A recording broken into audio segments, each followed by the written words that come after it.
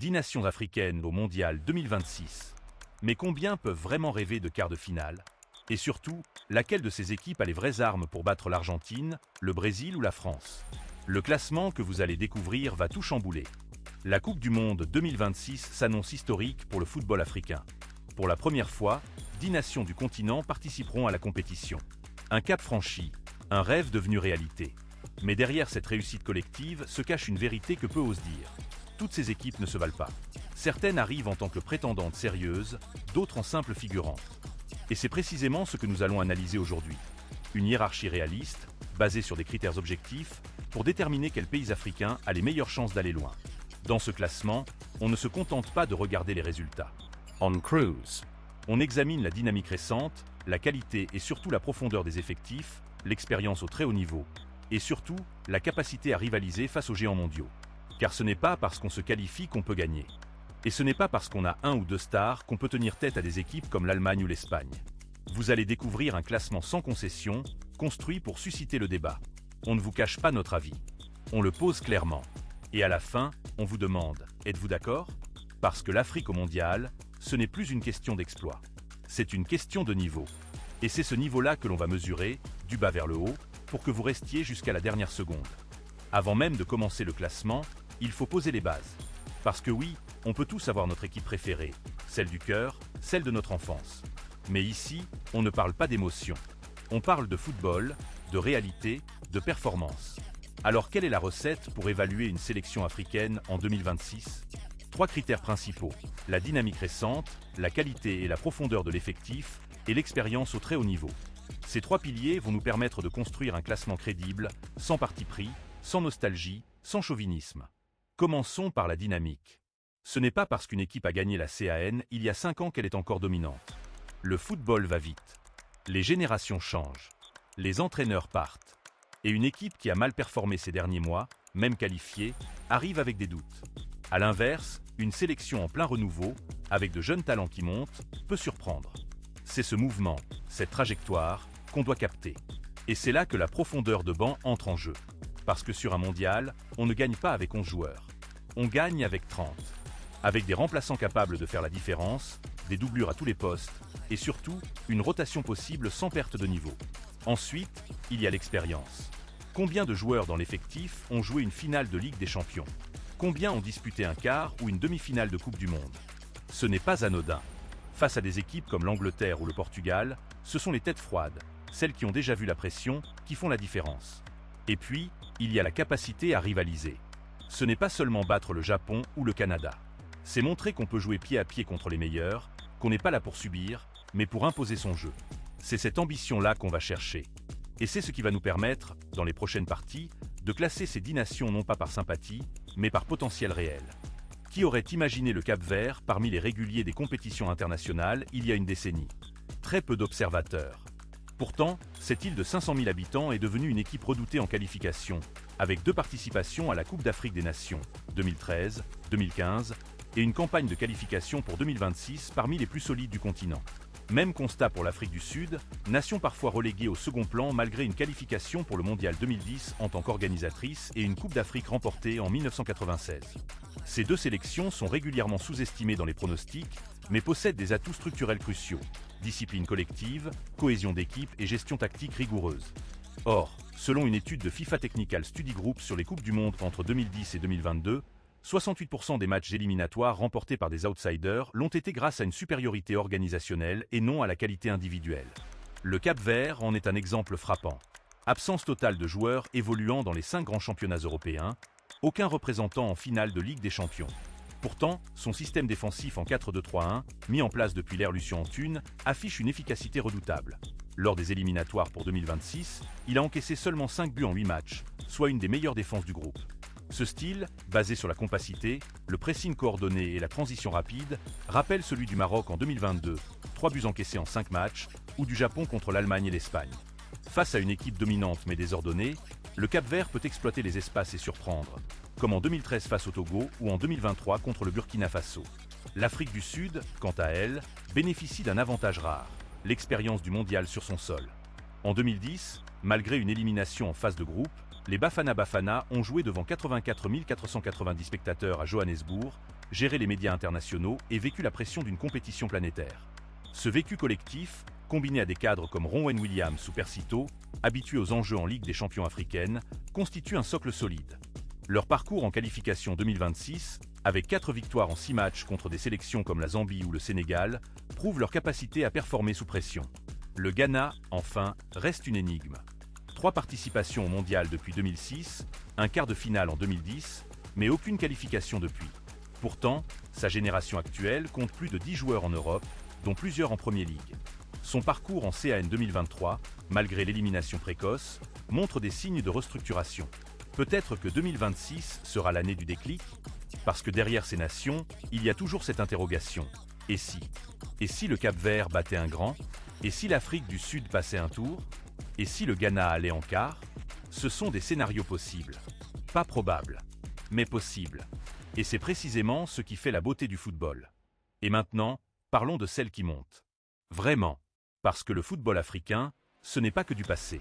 Ce n'est pas uniquement bâti sur les exploits de Drogba, Eto'o ou Mila, glorieux soit-il. C'est aussi une histoire en cours d'écriture, portée par des nations qui redéfinissent l'équilibre continental. En vue du Mondial 2026, qui accueillera 10 sélections africaines, un record, la course aux places qualificatives s'annonce d'autant plus serrée.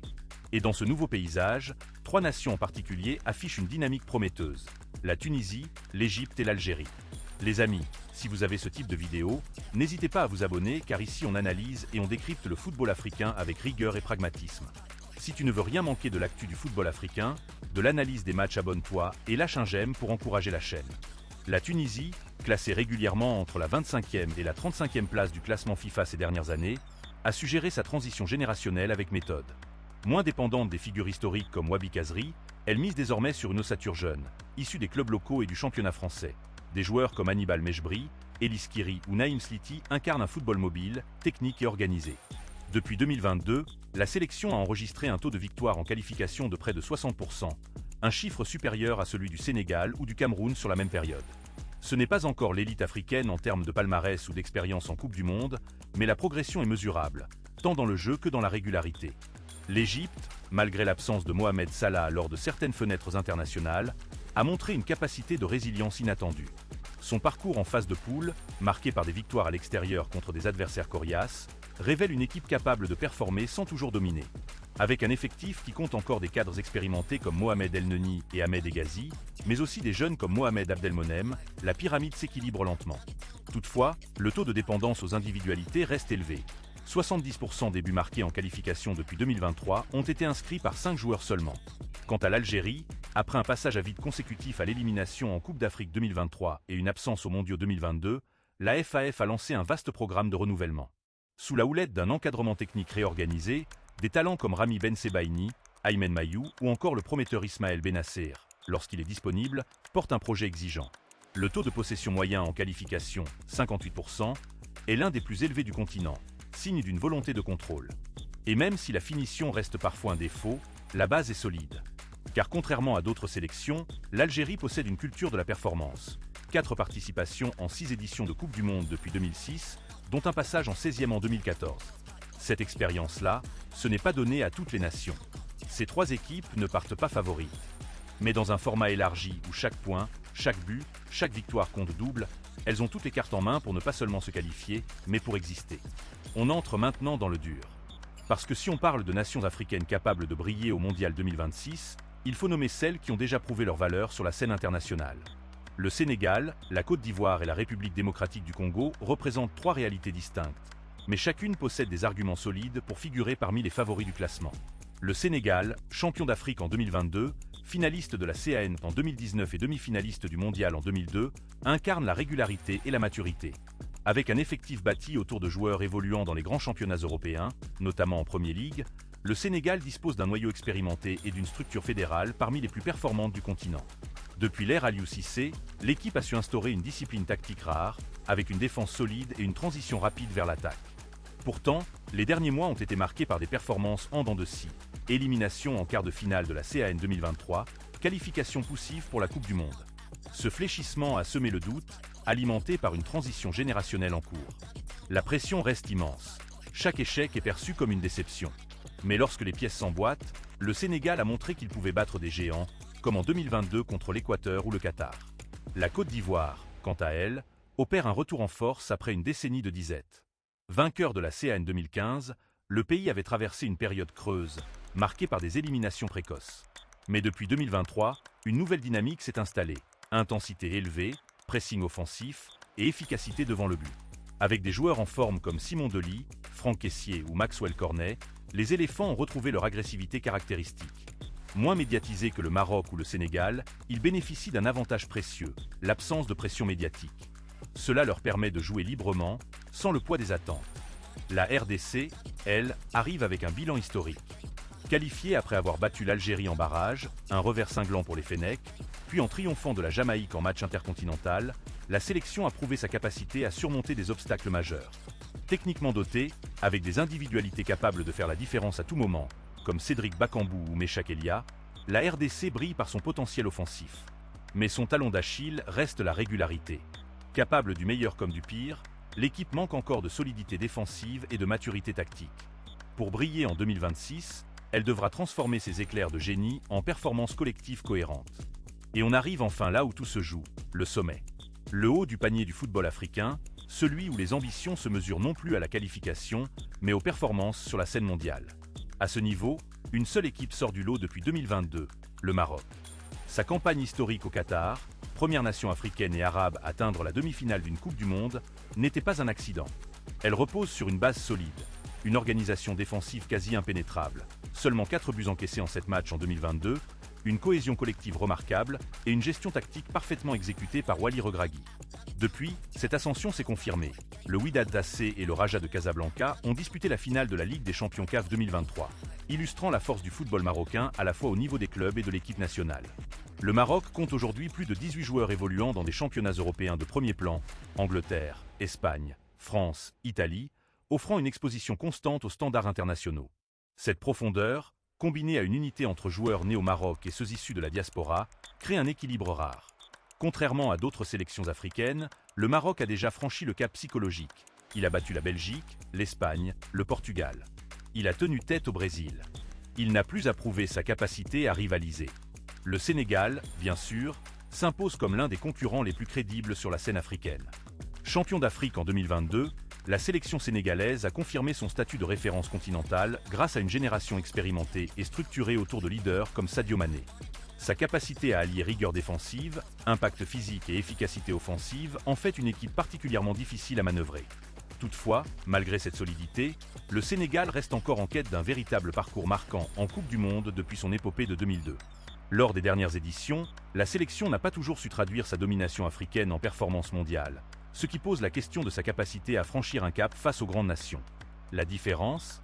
L'expérience du grand soir. Le Maroc est la seule équipe africaine à avoir disputé une demi-finale de Coupe du Monde. Cela change tout, gestion de la pression, lecture du jeu, confiance en soi. Ce n'est pas une question de star, mais de maturité collective. Et c'est précisément ce qui le place, par mérite, au sommet de ce classement. Si vous êtes d'accord avec ce classement, si vous pensez que le Maroc peut encore faire quelque chose, ou au contraire si vous pensez qu'on sous-estime le Sénégal, la Côte d'Ivoire ou la RDC, dites-le en commentaire. Parce que le débat, c'est ce qui fait vivre le football. Et si vous aimez les analyses poussées, sans langue de bois, abonnez-vous à Playoff. On décrypte le football africain, pas pour plaire, mais pour comprendre. Activez la cloche, partagez la vidéo, et on se retrouve très vite pour une prochaine analyse. Sur les MTCHS qui attendent nos nations en Coupe du Monde, qui peut vraiment sortir de son groupe, qui peut aller en finale. Dans le jour à venir, on se posera toutes ces questions. Alors, qui ira le plus loin au Mondial 2026 ? Notre classement est clair. Le Maroc est le favori africain. Pas parce qu'il est le plus populaire, mais parce qu'il a tout pour réussir. Une équipe solide, une expérience unique, et surtout, la preuve qu'il peut battre les meilleurs. Mais attention, le football, c'est aussi l'imprévu. Le Sénégal peut retrouver sa magie. La Côte d'Ivoire peut exploser. La RDC peut surprendre. Et même le Cap-Vert ou l'Afrique du Sud peuvent créer l'exploit. C'est ça, la beauté du jeu. Ce classement n'est pas une sentence. C'est une analyse, basée sur des critères objectifs. Mais il est là pour vous faire réfléchir, pour vous faire débattre. Et c'est précisément ce qu'on attend de vous. Dites-nous en commentaire, quelle est votre équipe africaine favorite pour 2026 ?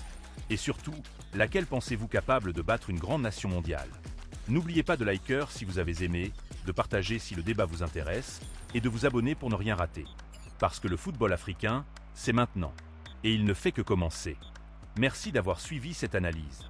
Si vous voulez savoir quelles pépites africaines pourraient exploser en 2026, ne manquez pas notre prochaine vidéo. On vous présente les jeunes talents à surveiller, ceux qui pourraient devenir les héros du futur. Abonnez-vous, activez la cloche, et on se retrouve très vite sur Playoff, votre rendez-vous football africain.